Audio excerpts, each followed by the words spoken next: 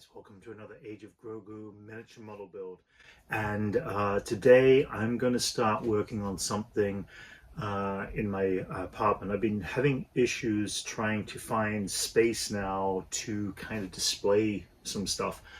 And one of those things I really want to display a lot more of is the Micro Galaxy Squadron series of ships in some form of display. But I'm running out of space. They're making so much product and so many cool things. I don't know how to necessarily put them all on a shelf and make them fit.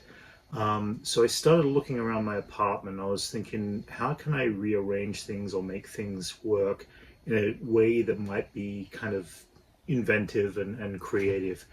And I realized that I have these lower shelf units down here that I was having some real problems putting anything in. I've got a lot of depth, but you can only put something right at the very front to display it.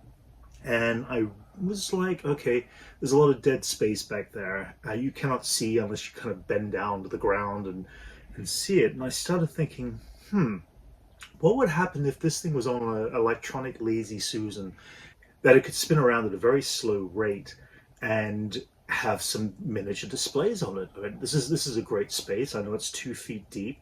It's about 30 inches long, and I've got, probably about 13 inches of height in there. It means that every time something revolves, I'm going to have something in the foreground that I could display it on. So I decided to look online, check out Amazon, and I actually found something that's perfect, which is the 8-inch electronic turntable. And it holds 6.6 pounds. And I picked one up, ordered it. It plugs into a USB. It's got 2 settings of slow and a higher speed there. And the other thing is it's got a cable that's very close to the ground, which is fantastic for what I want to do, because I want to mount a massive, great big platform over the top of this, get it as much height as possible, and yet still be able to have room for it to, to be able to slowly turn and not get caught here. So I picked this up. It's about 2 inches high, 8 inches circular. I have no idea what a pound weighs in the reference of all the toys and what I'd have to build on. So basically whatever I build on top of this platform here is going to have to be pretty lightweight, or as lightweight and as structural as I can make it. Because I want to have this 30-inch disc that I want to be able to put and mount on top of this.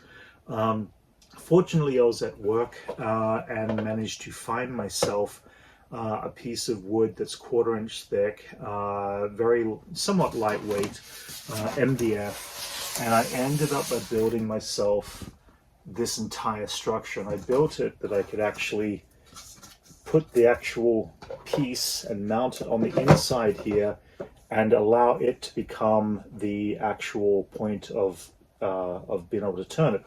I've also got enough of space underneath here that it won't catch the ground and it won't catch the cable as well. So when it sits, it's going to sit just above the ground. My goal with this is to be able to divide it into 3 sections and build 3 separate displays on top of this. And I'm going to have great big areas here where I can actually do and mount up a massive display and put these Micro Galaxy Squadron ships on. So I have no idea how much this weighs. I do want to test out the weight and test it out. This may be a complete failure. I don't know yet. I haven't actually attempted this, but I'm going to plug it in and see if this turns. Now, if this turns, it means I'm going to be able to hopefully add a little bit more weight. Now, I know the toys do weigh a little bit, because I do want to put some AT walkers on there and a few other things that are at least big enough for that kind of display. So I'm hoping that doesn't become too problematic. And then on top of it, I'm then going to have to figure a way to create these walls and the setting I want to do as lightweight as possible. And that's going to become part of my build for this project, is how to build this stuff in extreme lightweight and make it look cool in representation of the displays I want to do it. I also have to figure out what displays I want to do exactly, and I'm going to have a look and see what I've got and what I think is going to be best for 3 separate displays and individual displays. So you can see here, I'm just going to use this whiteboard down here first. I'm going to put this in the middle. I am going to lay this over the top, and I'm just off the top of the edge, and at that point I'm just going to plug this into a USB port and then plug this straight into an extension cord, and let's see what happens.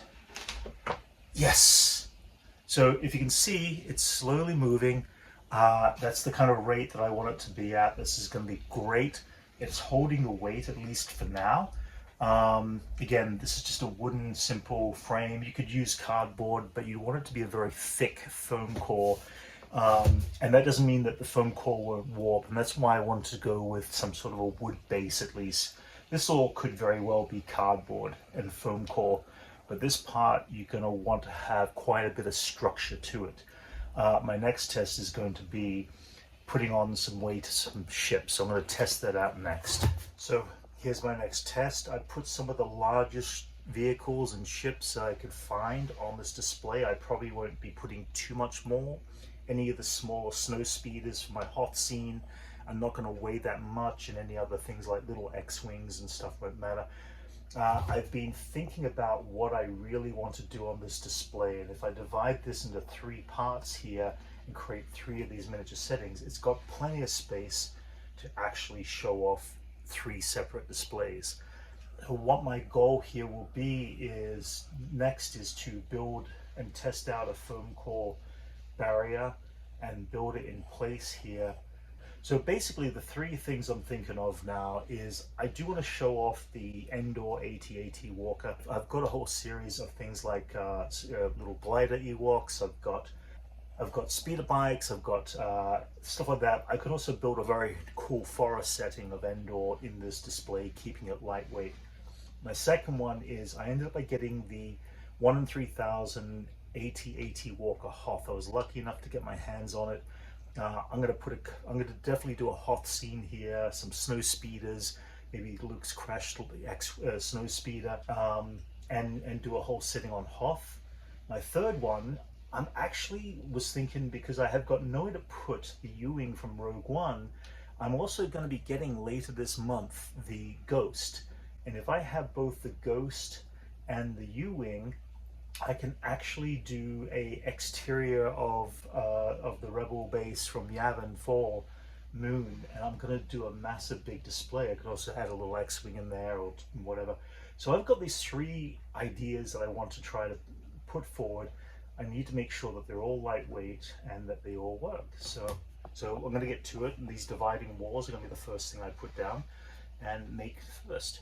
So I did a quick mock-up. I've cut myself 3 pieces of foam core. I just want to make sure this kind of fits properly onto the piece, and it's basically cut out the groove that's in line to the center here.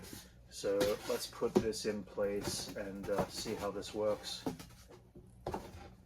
And I think the trick is going to be finding the right equal amount of space.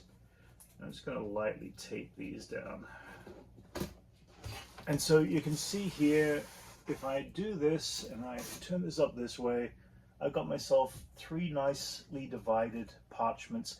I have this little lip up here, obviously where the turntable goes. I'm going to build stuff around it as part of the display. For example, Hoth, I'm going to build like a mountain kind of going up the hill here. Probably on the Rogue One I might do part of the temple, because I can build that up in a pyramid form.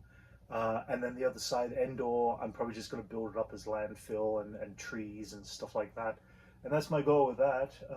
But yeah, this looks pretty good.